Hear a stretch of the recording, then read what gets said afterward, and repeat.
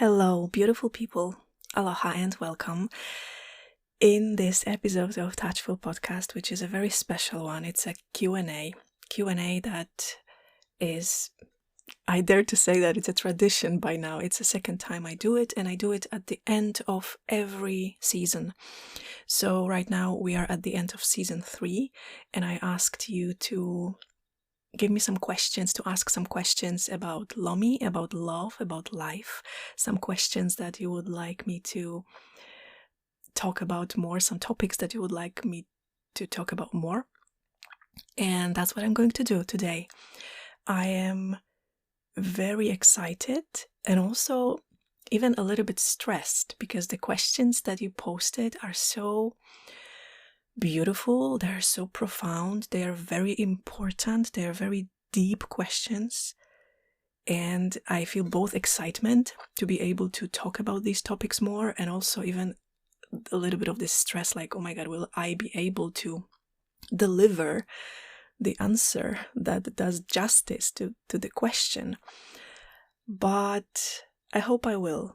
I am sitting here with a fully open heart and with an intention to really connect to all my wisdom, to share with you my perspective, my experience, and to let it come from the most clean, clear, loving, kind space.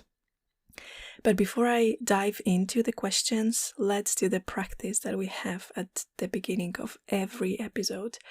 So let's connect our hearts. I am putting my hand over my heart right now and taking a breath. And I can feel my heart beating.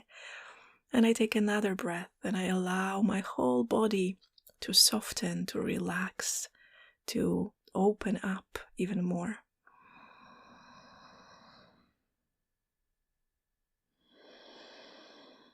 And I invite you to do the same, to put your hand over your heart, to take a breath, and to feel that we are in this together. This is a moment of togetherness, the sameness, I sometimes call it. We are together, we are the same in this moment, connected heart to heart. And that reminds me that it is truly a blessing to be able to do what I do in many forms, and one of the forms being this podcast.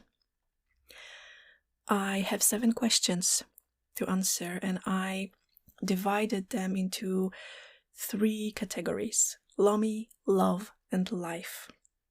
And it's a little bit of a artificial division because all these areas of existence, they overlap and they intersect. So something that is connected to Lomi is very much connected to love, and it is a part of life.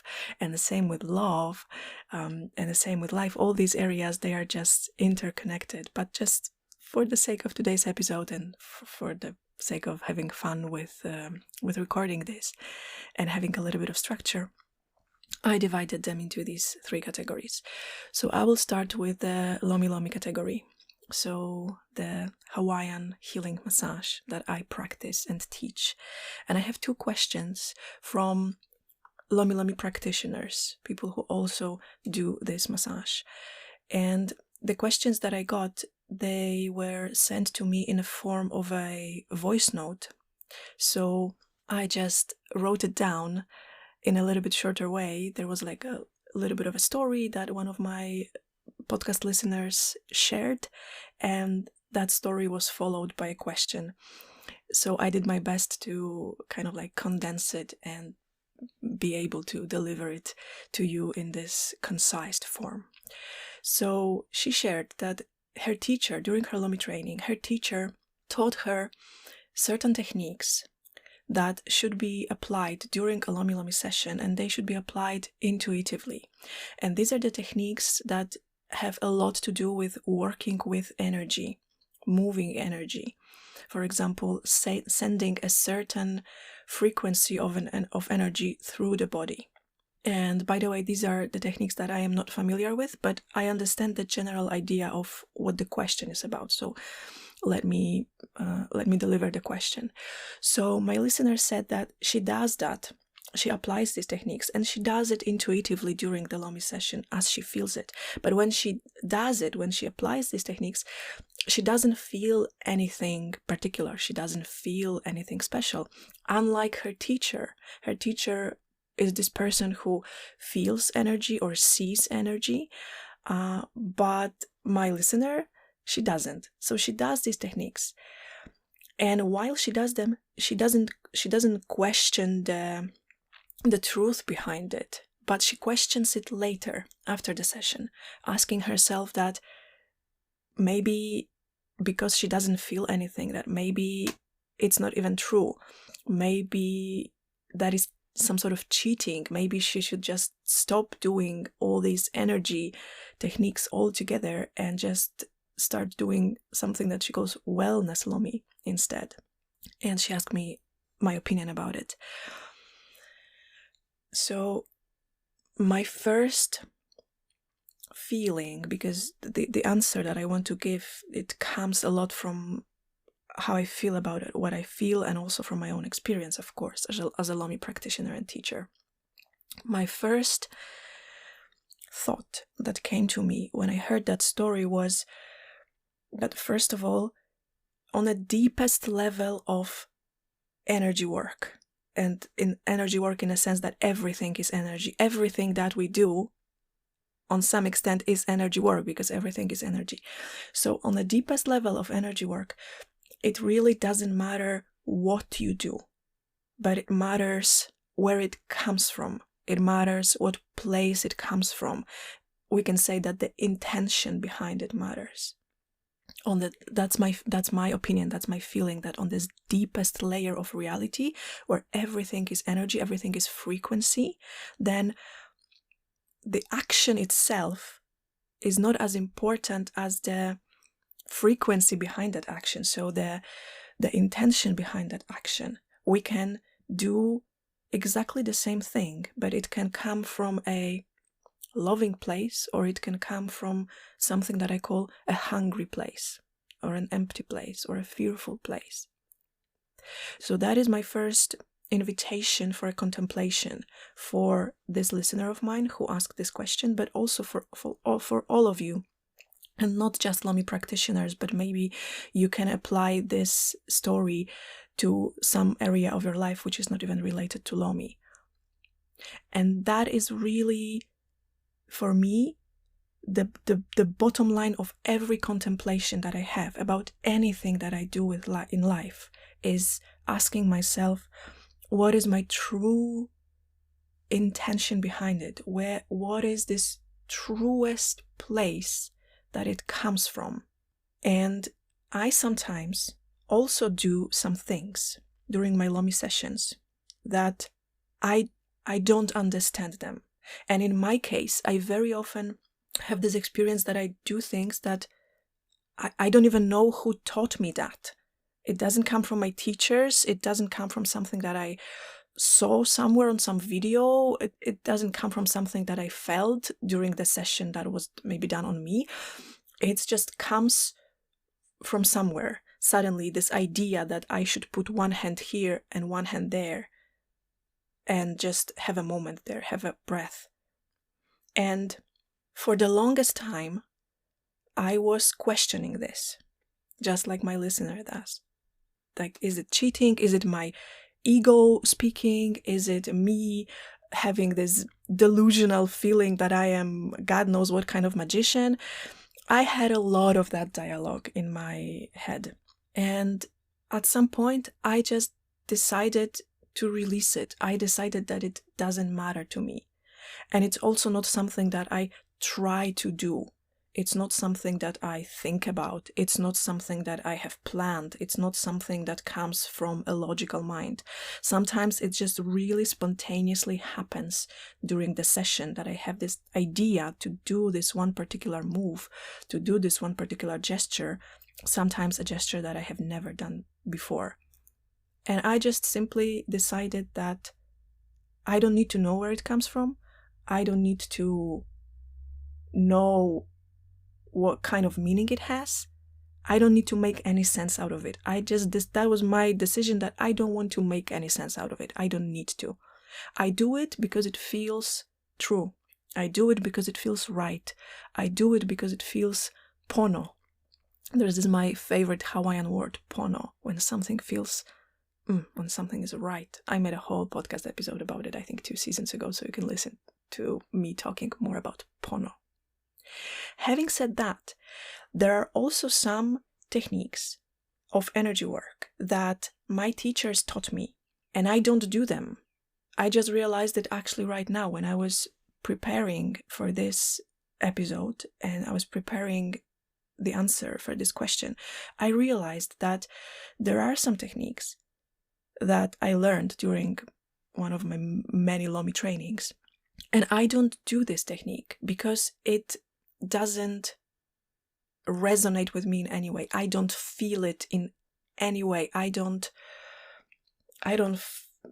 feel the need to do it. I don't feel the place to do it.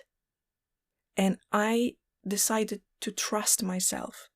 And I think that's maybe the whole point of moments like this, these moments of doubt, is that I decided to trust myself, not even my intuition. Like, I have a little bit of a mixed relationship with the very word intuition. I think it's sometimes very misused or overused or misunderstood. But in general, in my life, and this translates also to my Lomi practice, I do a lot to build trust in myself, trust in my feelings, trust in my decisions, trust in my own energy, trust in myself. So maybe that is something that will be inspirational here for you. And finally, the last thing that I want to drop here, like I will not give any finite answer, but I just want to drop all kinds of insights, inspirations, contemplations. And the last one that I would like to drop is that my approach to Lomi is quite, I want to almost say special, but then I hesitated. It's really special. So my approach to Lomi is like this, that I can only feel myself. I can only feel myself. Even if I have a feeling that I feel another person, I feel their energy, I feel something about them, then in my reality, the truth is that I feel myself through this person. I feel like I feel this person, but in fact, I can only feel myself. And I can feel it through, for example, all kinds of bodily sensations. You know, feeling cold, feeling warm, some kind of tingling, some kind of pinching, some kind of like a wave of energy that I suddenly feel that goes through my body, and I interpret it in a certain way. But I feel myself. These are my sensations. I perceive it through my physical body, through my energy body. So what I started to do in my Lomi practice, when I realized that I can only feel myself, is that I took the focus from that person on a bench and I put all the focus on myself.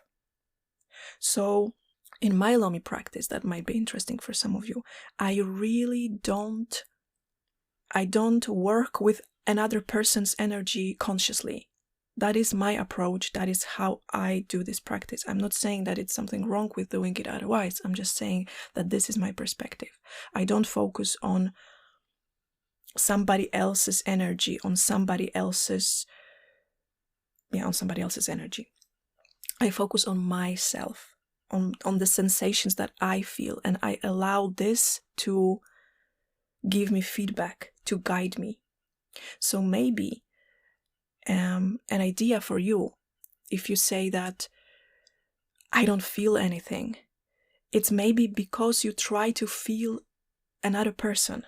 And my invitation for you, if you were my student or if you came for a mentoring to me or some kind of Lomi consultation, my invitation would be take off the focus from the other person completely. And when you apply these techniques, feel yourself, what it does to you, what kind of energy rush you have going through your own body. Do you feel anything related to yourself? And see if it changes anything.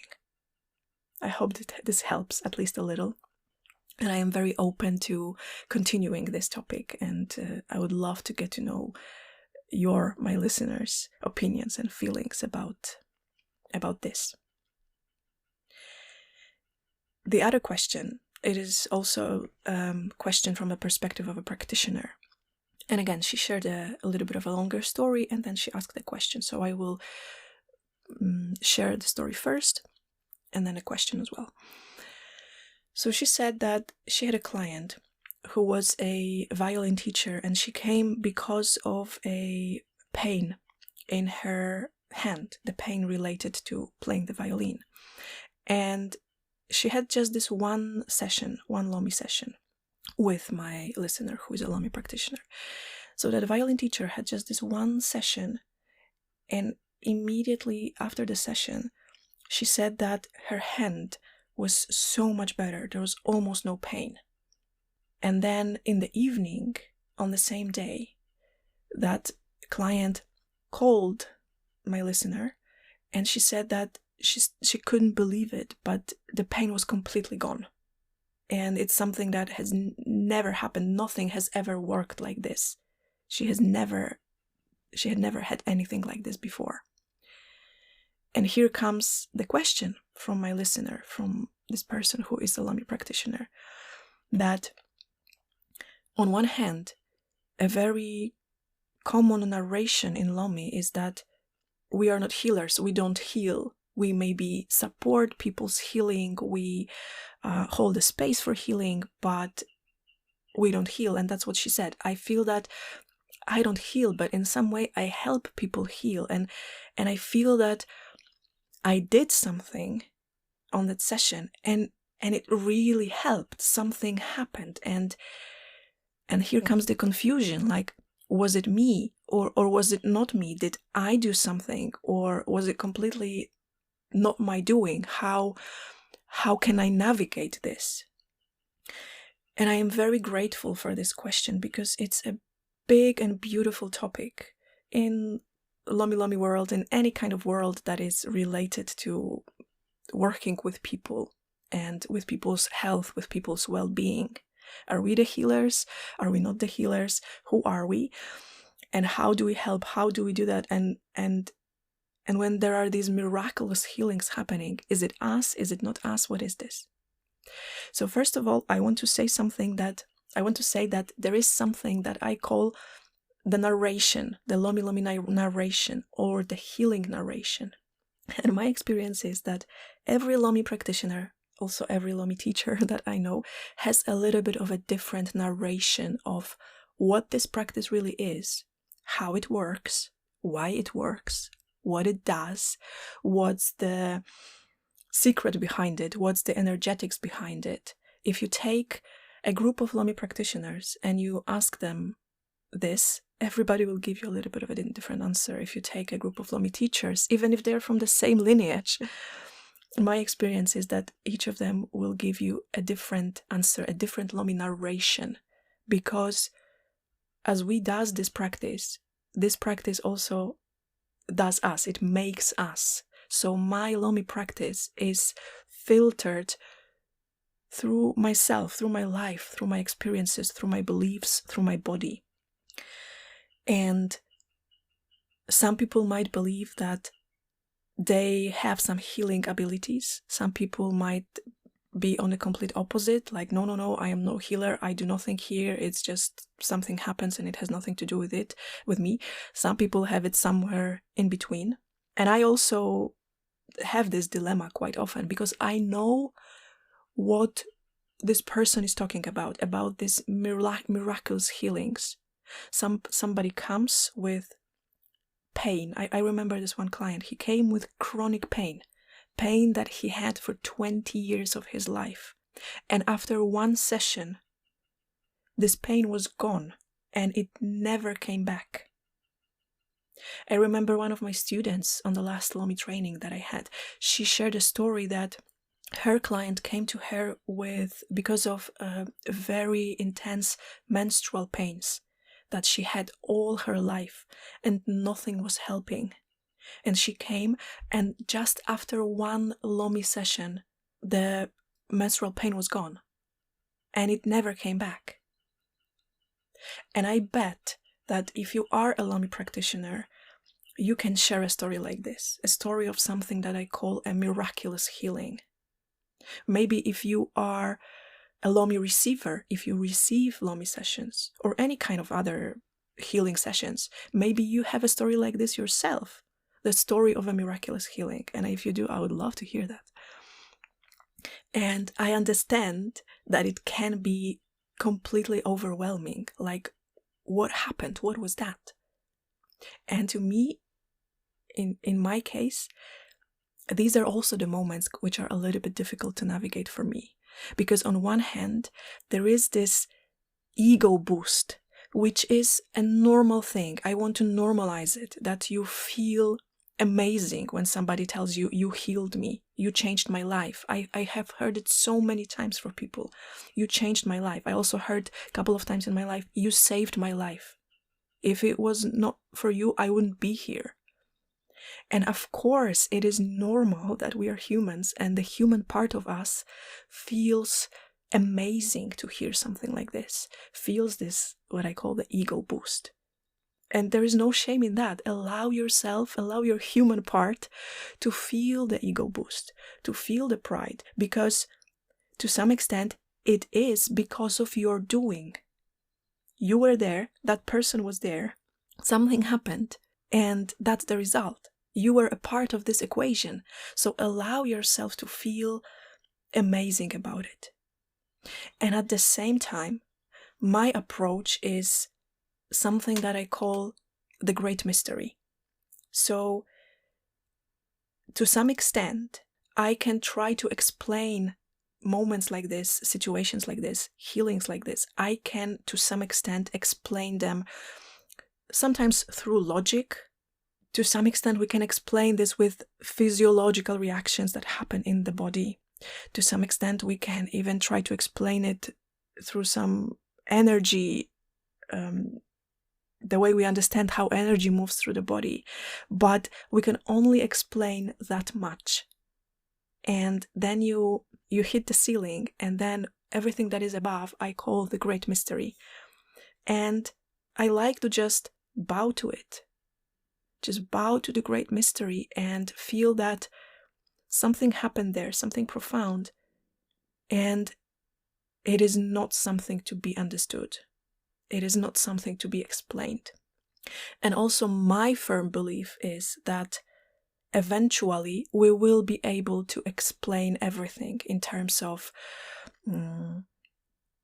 energy, but not energy in a spiritual sense, but energy in a sense of physics, in a scientific way. Eventually, we will be able, or maybe we will never be able as humans, but I really believe that eventually everything makes perfect sense. And if you zoom out far away enough from a certain situation, then you would see all the little connections, all the little chains of reactions that made it possible, all the little things about you, about that other person, about that perfect timing, about millions upon millions of things that you are not aware of, and luckily you will never be aware of. You don't need to be aware of all this as a human. Leave some space for the great mystery.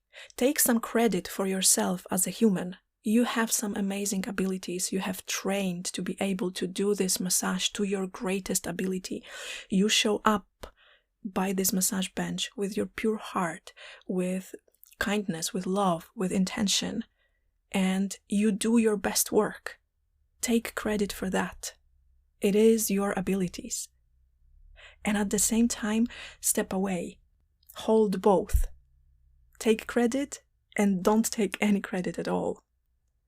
Allow yourself to feel that you are a part of something bigger. And without you, this something bigger could not happen.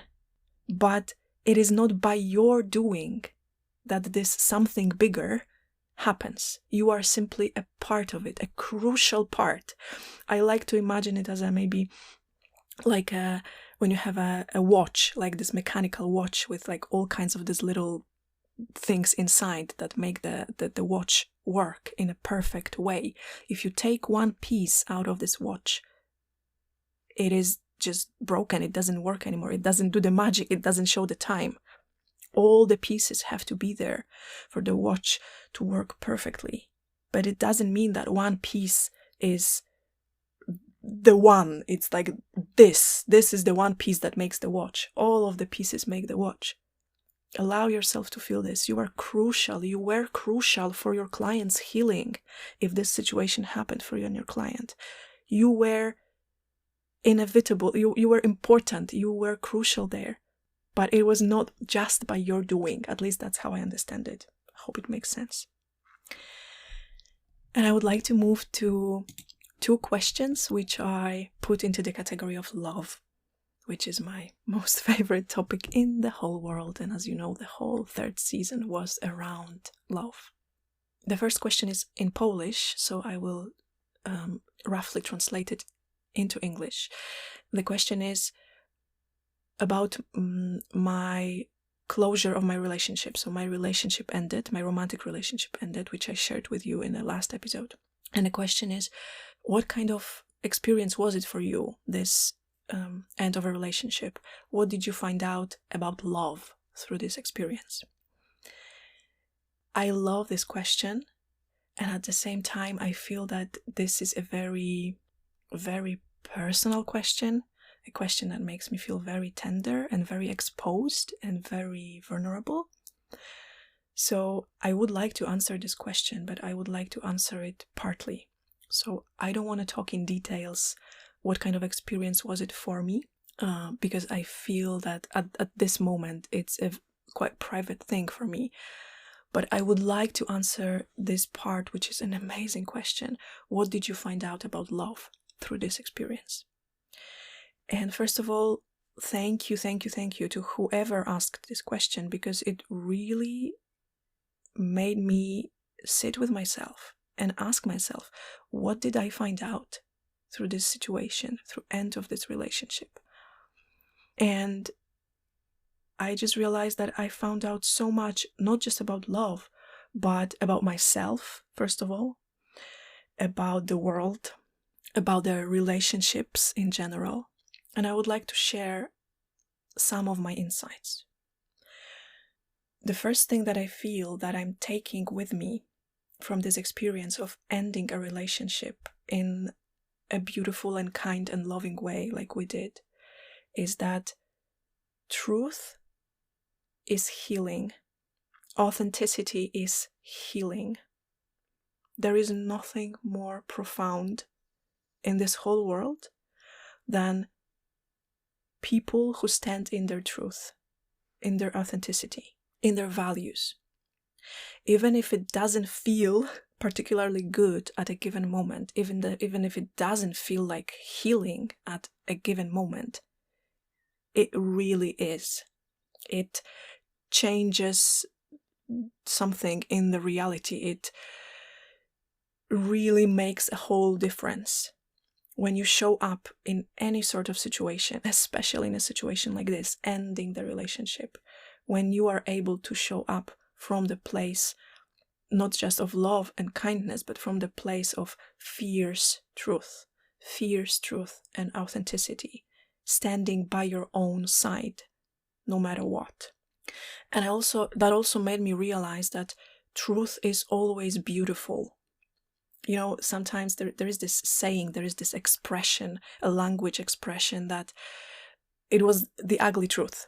Sometimes we say like it was the ugly truth. Or sometimes I hear it from people that people say that truth is very often painful and ugly and inconvenient. And I just realized that I don't believe this. I believe that truth is always beautiful. Sometimes it doesn't look like it in a given moment. When there is hurt, when there is pain, when there is disappointment, then this truth might look like something ugly, but it never is. I choose to see the world like this. I choose to see the world as a place where truth is the most beautiful and shiny thing in a whole universe, and it's worth everything. to stand in your own truth. First of all, to find out what your truth is. To really, really, really get to know yourself, as I say it often here. And to stand in your truth. And to stand with such openness that you are able to see another person's truth, which is different than yours, and still not close your heart, even if it means the end of something. That is something that I learned a lot about love in this situation. How to open my heart even more when it hurts. I've been talking so much in this whole season about living with open heart, opening your heart even more, feeling that you are bigger than anything. And I feel that that was almost like the ultimate test of everything that I've been sharing with you in this third season. How to stay open, to feel everything when it hurts so much. And it turns out that it is possible, and that this very experience itself is very healing. And it showed me that this is how I want to live my life. From this place of truth, from this place of vulnerability, from this place of openness, from this place of authenticity, from this place of transparency. And I want to get better, because I know that there is more, that I can get better. I can feel my own closure. I can feel when I'm numbing myself. I can feel when my narration is that it's too much and I just don't want to feel it anymore. I feel myself in these moments. And I want to get better. I want to get better in keeping my heart open. And another thing that this whole situation taught me is that one day, every moment will just be a memory. Everything that you go through right now will become a memory. So I asked myself, how do I want to remember it? This moment of ending the relationship. How do I want to remember it? How do I want to talk about it? How do I want to see it? And that really helped me to show up in that difficult situation in the most beautiful way that was available to me at that time. Because I wanted to make sure that I am creating a memory here that is worth remembering. That one day it will be a memory. Do I want to make it a memory that I am ashamed of? Or do I want to make it into a memory that I am proud of? So these are my main takeouts from that situation. And again, thank you for this question. And I feel that was really a vulnerable moment for me to answer this. Another question is about something that I mentioned in the previous episode of Touchful Podcast, and I called it a love attack. A love attack is this feeling that you might have, a feeling of deep, profound, almost overwhelming love that you just feel in every fiber of your body, every fiber of your being. You feel it vibrating through you, moving your body. You physically feel it in your heart and in your whole body. You feel it in your energy. You feel it in your brain. You feel it everywhere, and it's almost unbearable. And this question comes from my client, because this is the situation that happened to him before one of our Lomi sessions.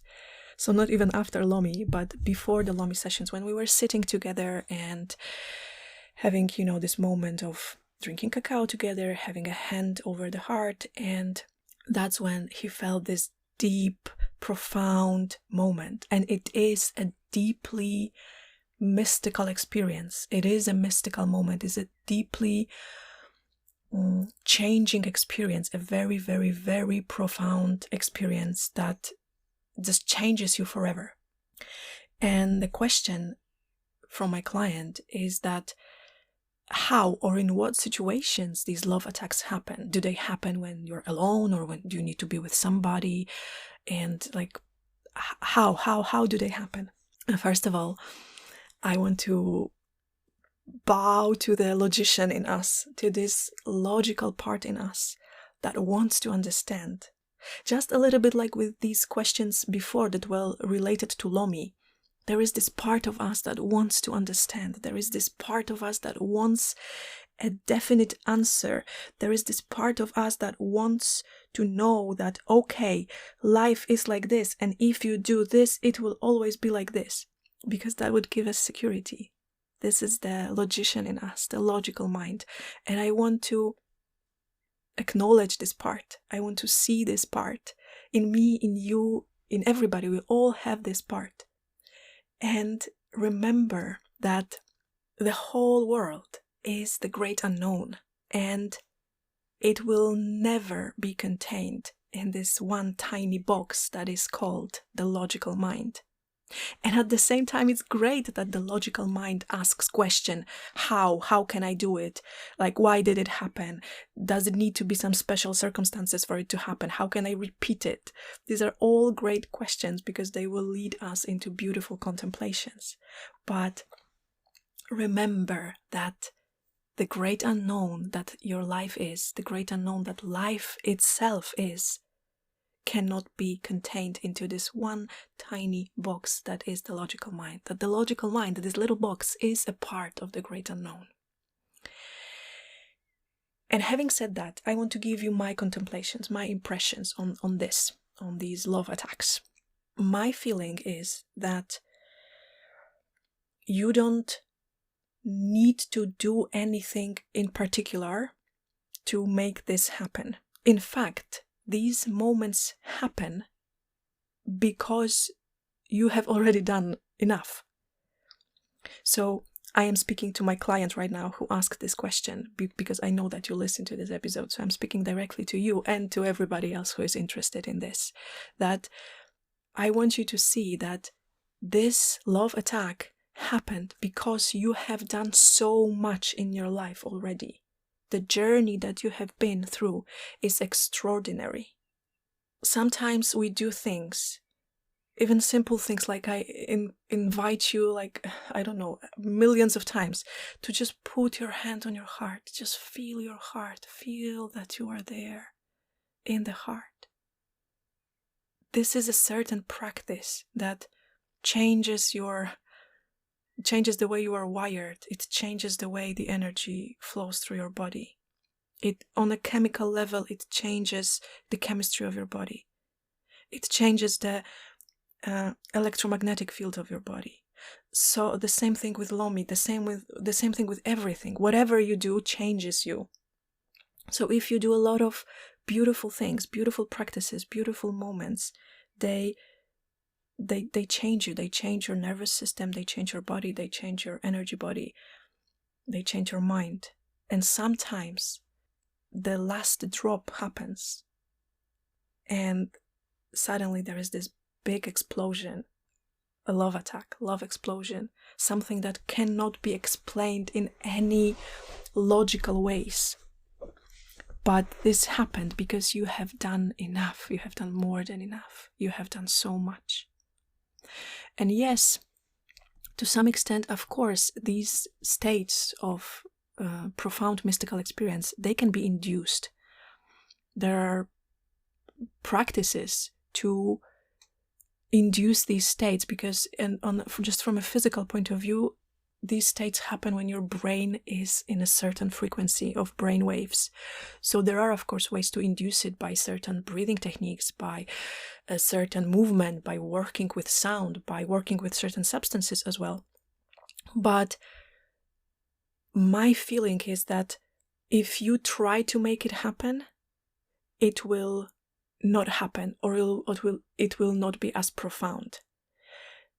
It's a little bit like with orgasm, which, by the way, can be a very profound mystical experience as well. But if you try to make it happen, it either doesn't happen or is not impressive at all. But if you surrender, then it happens and it can change you. And it's the same with having mystical experiences. I feel that the secret is to allow yourself to have all kinds of practices that can induce these states, whether it's meditation, whether it's having a Lomi session. I have seen people having love attacks after the Lomi session. Whether it's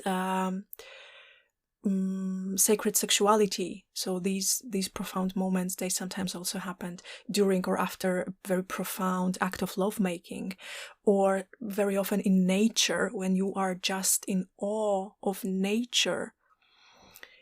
So my experience, my feeling is to have to allow yourself to have these moments of meditation, moments of sitting with yourself, moment of being in contact with nature, moment of having a holistic healing experience like Lomi, all kinds of these moments, breath work and all that stuff, working with a cold sometimes also, this induces it for me.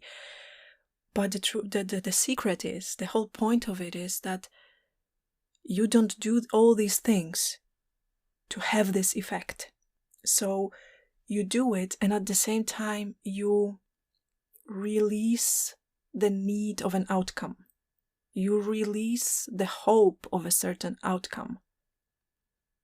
You release the tension that is created by your mind that wants to experience something particular because it already happened, so how can I make it happen again? I had this situation many years ago, quite at the beginning of my Lomi practice, when one of my clients, who was maybe with me for around a year in therapy, coming quite regularly to Lomis with me once a month, and during one of these sessions he had a very profound, deeply mystical energy experience of feeling the rush of energy moving through his whole body, and he was not doing anything, it was just happening. It was extremely profound, very beautiful, with lots of pleasure, with lots of love, with lots of surprise as well. And coming back to the second question, which was about Lomi, did I, Magdalena, do something to make this happen for him?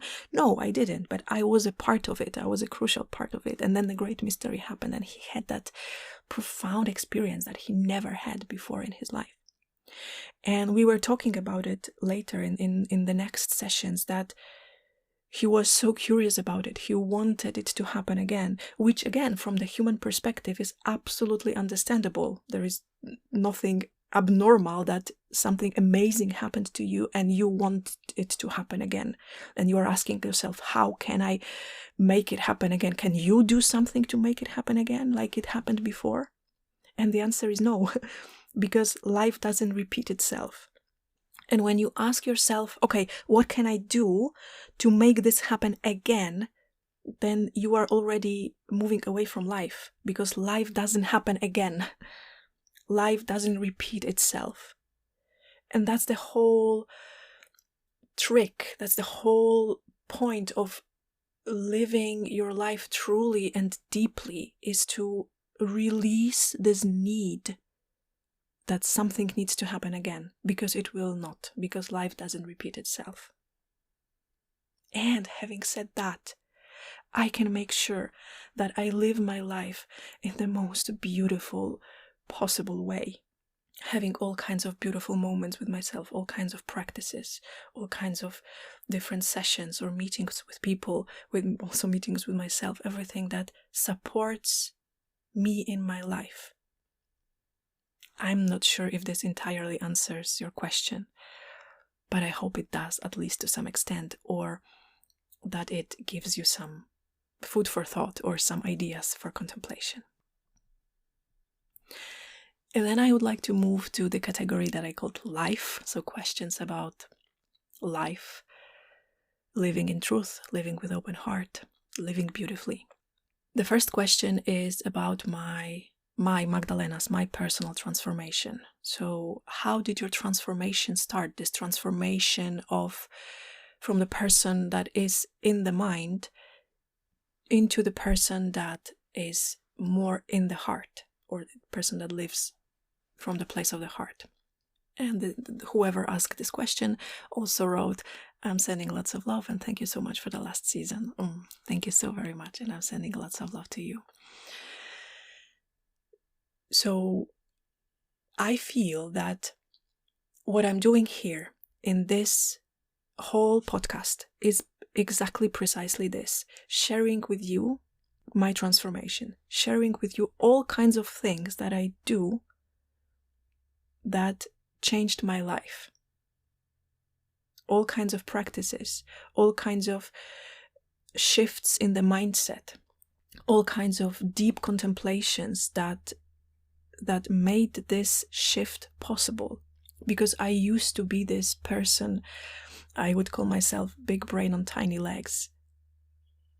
And now I really feel that I am this person with really big, beautiful heart. And that is, I'm still just at the beginning. There is so much more to explore, to unfold, to bloom in me, in my heart, through my heart. And I feel that when it comes to practicalities, I really shared a lot of practical information about it in this episode, which was about living with open heart. How do I live with open heart and why it even matters? I shared a lot of practices there. And then also the episode that is called You Are Bigger, which is one of my most favorite episodes from this season. I also shared a lot of my shift of perspective, shift of mindset, and it's a deep contemplation about living from the place of the heart that is bigger than anything.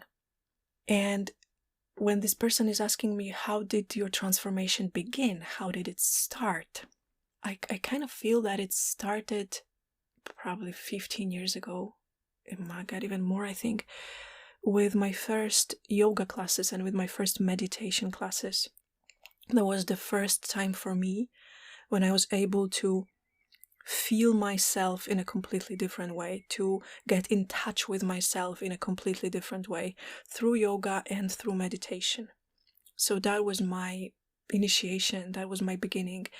And I know that for different people it's different. I have some of my clients, Lomi clients, I know that they would say that for them, the transformation of living more in the heart, the transformation started with Lomi, when they started to come to Lomi sessions and they started to feel how much you can be connected to yourself, to your body, to your heart, to your emotions, to your mind, how much centered you can be in yourself, how much naturally aligned you can feel, aligned physically, mentally, spiritually, emotionally.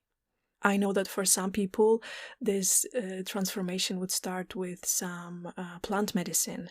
For others, it would start with deep contact with nature. There is no one way. And when I think about myself, I also really feel that it was not just one way for me. The greatest contributor for my life and how it looks right now, it's definitely my Lomi practice. So much of what I share with you comes through my experience as a practitioner and teacher of Lomi Lomi. But it's definitely not the only area of my life that transforms me. There are some, I feel that I owe a lot to meditation. I owe a lot to yoga. I owe a lot to Tantra.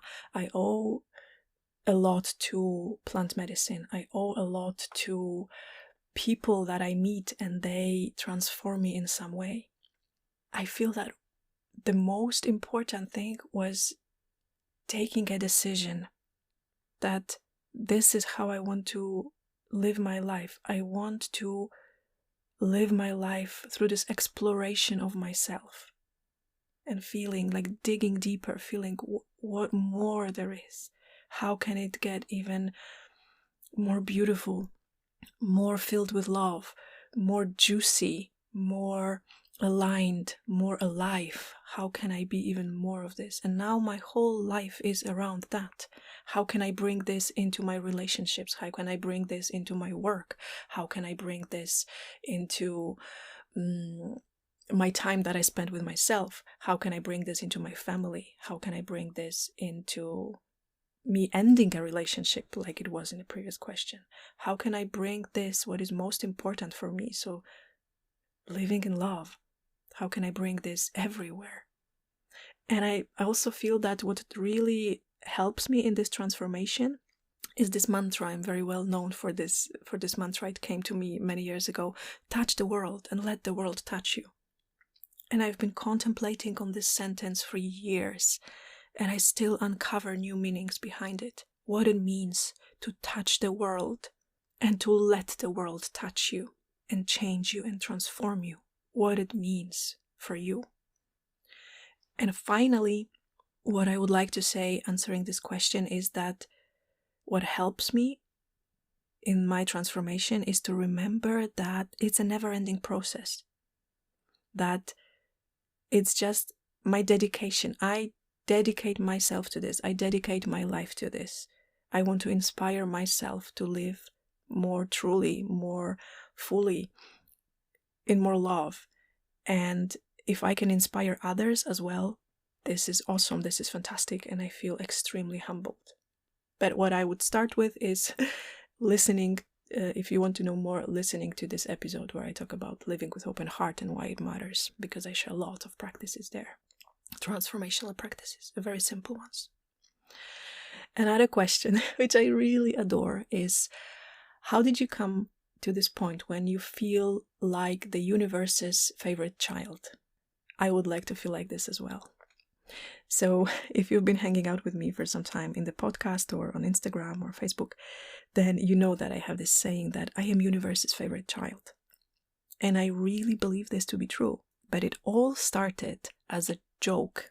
It all started as a total joke. I was talking with a man who was my beloved at that time, and I completely don't remember what the conversation was about, but I remember that he said something that was about me succeeding in something, and I completely spontaneously, without even thinking a second, I said, of course it worked out because I am universe's favorite child.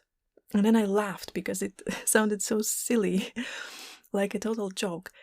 But actually, there was something in that sentence that hooked me, and I started to contemplate on it. You know that this is one of my main ways of deepening my relationship with myself and with other people and with the world, contemplating. And I started to contemplate on that sentence. I am universe's favorite child. How does this make me feel? Do I have like immediate protest, or do I have curiosity in it? Do I have an immediate no? Do I have an immediate yes? Do I have like, what does it even mean? Do I have maybe a feeling like, okay, if I am universe's favorite child, then it means that other people are not?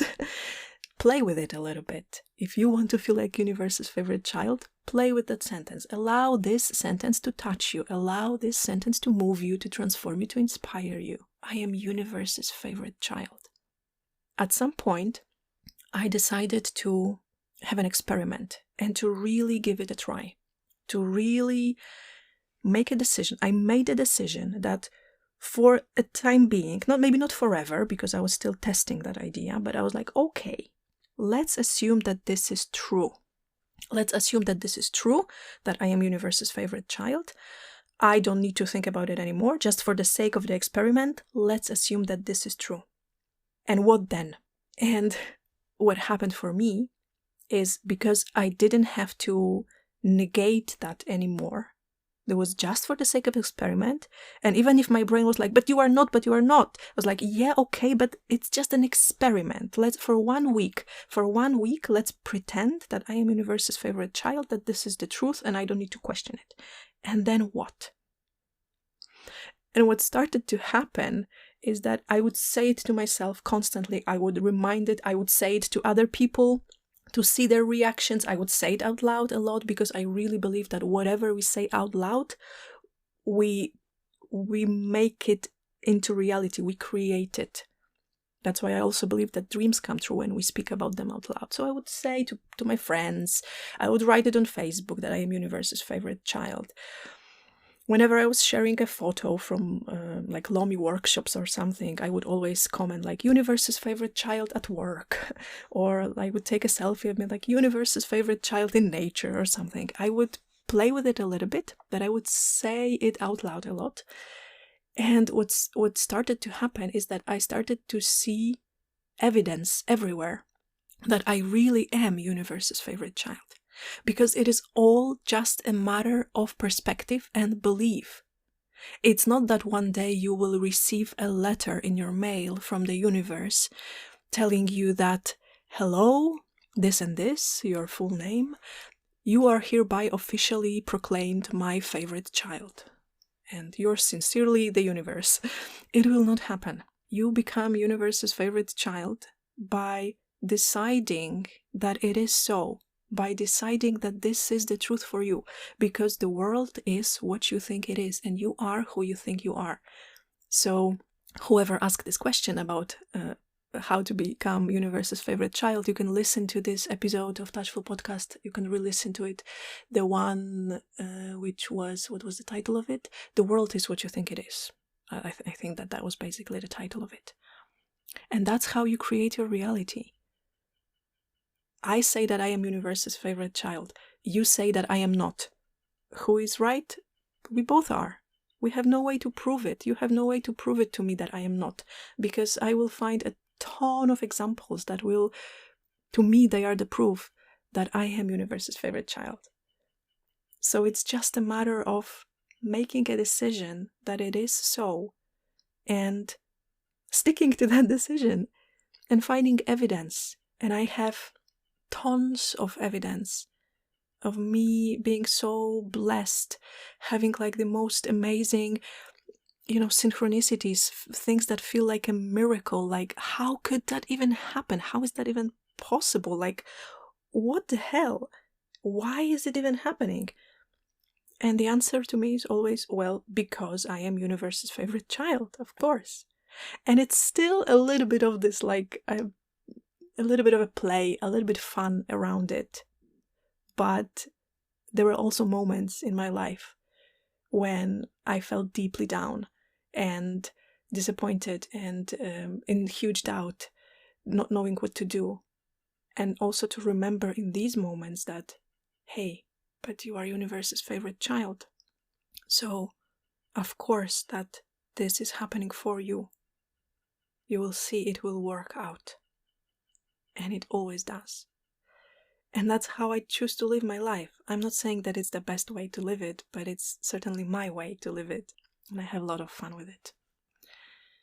And the last question, I can feel that this episode is very long. I don't know how long it is. I cannot see for how long I've been speaking, but I can feel from my level of slight tiredness that it's going to be a very long episode, but it's beautiful. These questions are so activating for me. This is the last question. And it's in Polish, so I will roughly translate it. So the question is about how long it took me to feel that I am worthy of the place where I live right now. So I'm going to give you just a very short backstory. I live in a place where I always wanted to live. In this part of Iceland where I always wanted to live, which was like my always go-to place, my dream place, the best place. It's a micro village in west of Iceland. And the very way I was able to move in here was a dream come true. It was a total miracle. I think I share a little bit about my story in this episode, June of My Dreams. Anyhow, I moved in here into this sweet little house that just came to me from heaven. I moved in here November last year, and it was a dream come true. I want you to understand that it was a total dream come true. And at the same time, for the first 2 months or maybe even more, I would wake up, I would sit on the sofa, I would look at the ocean, having this dream place, dream house, dream view, perfect life. Everything that I wanted, that I manifested, that I dreamt of, that I created. And I would feel every day that I was not worthy of it. And that was this crippling fear in me that somebody would come, somebody would knock at the door, and they would tell me, I'm sorry, there's been a mistake, you shouldn't be here, you need to go back to your old life. And it was really hard, it was really difficult.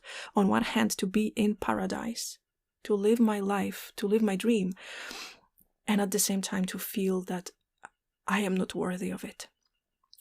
And the question is, how long did it take me to feel worthy? Because now I do feel totally and absolutely and fully worthy of the life that I have and the house that I live in. So how long did it take me, and what was the journey? So first of all, the journey was definitely through feeling. So the way is always a way through. At least that's my belief, that wherever you want to go, from a place of feeling not worthy to a place of feeling worthy, the way there is through that feeling of unworthiness. So at some point I realized that this is happening for me. The way I feel is happening for me, of course, because I am universe's favorite child. So even if I'm sitting here and I'm crying because I feel unworthy, and I feel that I am a nobody, basically, and I'm crying, okay, I decided that, okay, this is an invitation. This is a moment for me to go through this, not around it, I didn't try to release that feeling. I didn't try to let it go. I didn't try to go around that feeling. I went full on through feeling unworthy. And part of it was really me sitting in the fire of that feeling. And I have my ways, certain ways of working with emotions and navigating myself through every emotion, being able to go through everything. And that was a process that took me a couple of months. First of all, acknowledging that, yes, there is a part of me that feels unworthy, and I don't want to get rid of that part. That is a profound thing, when you realize that there is a part of you that feels unworthy, that feels unlovable, that feels small, that feels petty, that feels jealous. There is a part of you that feels like really ugly, and your job is not to get rid of that part. Your job is not even to heal that part. Your job is to take yourself fully. So I took that part of me that felt unworthy, and I allowed myself to feel it. And what happened is that, if I was to try to describe it in a energetical way, is I felt that this part felt welcomed, this part felt safe, and this part in me relaxed. And I felt bigger than this part of me that felt unworthy. Again, this episode, You Are Bigger, one of my all-time favorite episodes of Touchful Podcast. This practice of, you are bigger than any part of you. You are bigger than anything. There is space for it in your heart. And it's a practice, and it is an uncomfortable practice. It is a difficult practice sometimes. That's why I understand that many people don't do it. And I also, there are some areas of my life where I still don't want to look, because it feels like difficult and ugly, and just like, I don't want to look into that mess. I'm aware of these areas of my life as well. But there are also areas of my life that I want to work with at this moment to my greatest ability, with all the resources that I have right now.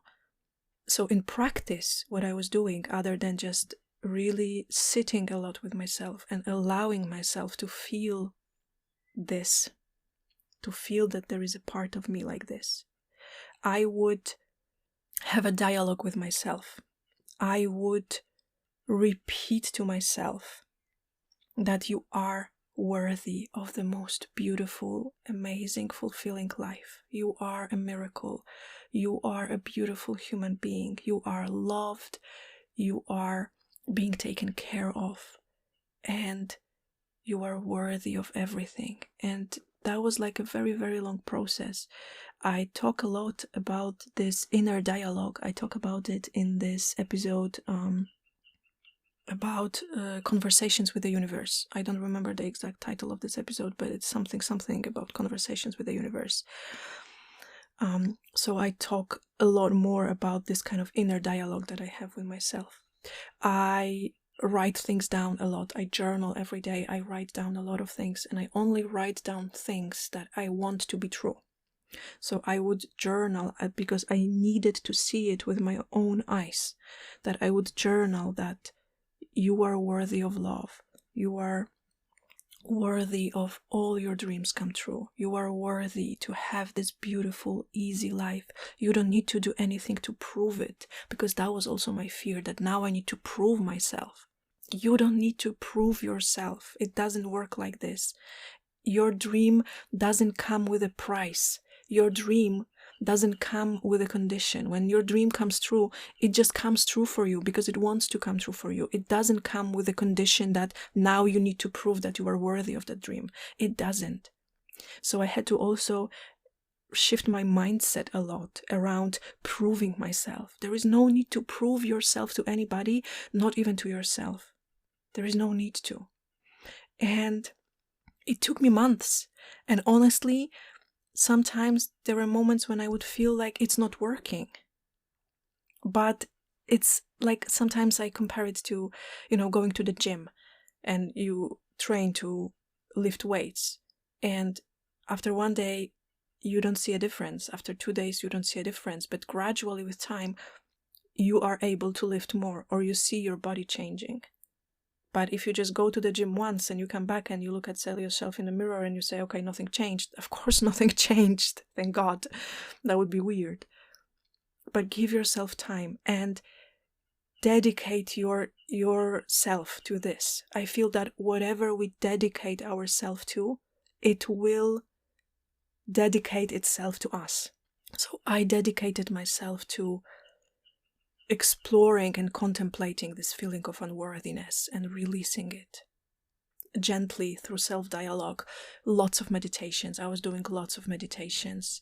I was doing lots of this, like really programming my thoughts. I was doing lots of journaling, lots of gratitude practices, lots of emotional work. So that was lots of crying.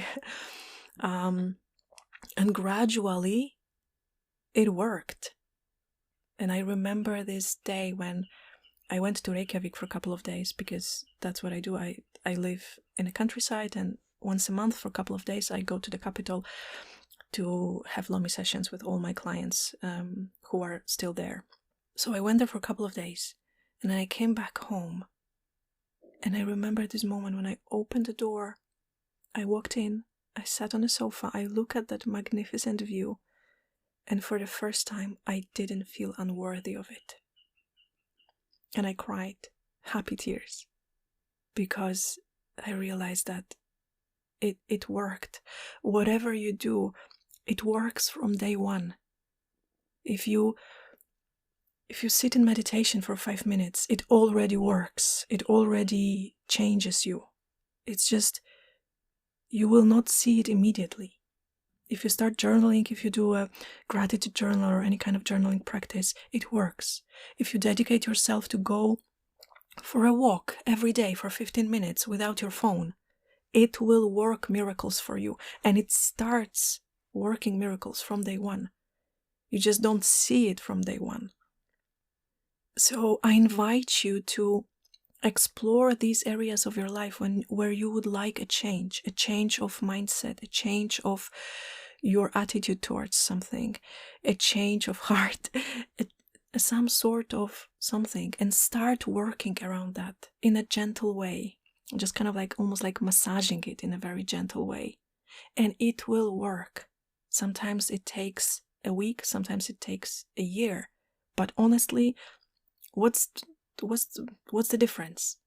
Time will pass anyhow. And whatever you do does you. Whatever you practice practices you. Whatever you practice, you become good at. So check with yourself what you practice. What kind of life you practice. Because this is the kind of life that you will get, and you will get really good at it. And allow the change to feel uncomfortable. It's also okay. Like I said, this whole process of me moving from unworthy to worthy, that was not a nice process. That was a process of really crying and feeling lonely and feeling like I don't know what I'm doing, or I'm losing my mind, or it's not working. It was not a nice process. But it's okay, because it doesn't always need to be easy. It's ideal if things are easy in life, and I want it. I want the easy life for me, for you, for everybody. But it's okay if sometimes it gets a little hard. You know how to go through that. You have every resource in you to go through hard, and it's worth it.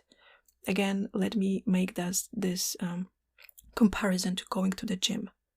If you don't go to the gym at all, it's easy. You just don't go to the gym. That's easy peasy. But then you will not get the change. You will not get the strength that you want. You will not get the body that you want. You will not get the stamina that you want, or the resilience. And if you do go to the gym, it sometimes is amazing and euphoric, and sometimes it's hard. You don't want to get up. You don't want to go there. You don't want to lift these weights. You don't feel like it, but you do it anyhow, even if it feels hard, because it's okay sometimes when things get a little hard. If you feel that you have every resource in you to deal with that, and you know why you are doing this. You don't do this because you're a masochist. You do this because you want to feel in a certain way. You want to have a certain life. And I think that's it. I think I'm going to stop here. I could go on and on and on, but maybe I will leave something for the next season. My dears, thank you so very much for this adventure that this whole third season was. Oh my God, I feel changed. I feel transformed by this season. And I hope that it did change you too. I hope that it inspired you, that it touched you. Thank you so much to all of you who sent me your questions. They were so deep, profoundly inspiring, amazing, activating questions. I have the best listeners in the whole world. I have the best audience, the most amazing people who are wise and brave, and I really just bow to you, and it feels great to be able to create this for me and for you. Thank you so very much. I again put my hand over my heart. I bow to you, I bow to myself, and I will talk to you sometime soon, in a couple of weeks, in season 4 of Touchful. Aloha and bye-bye.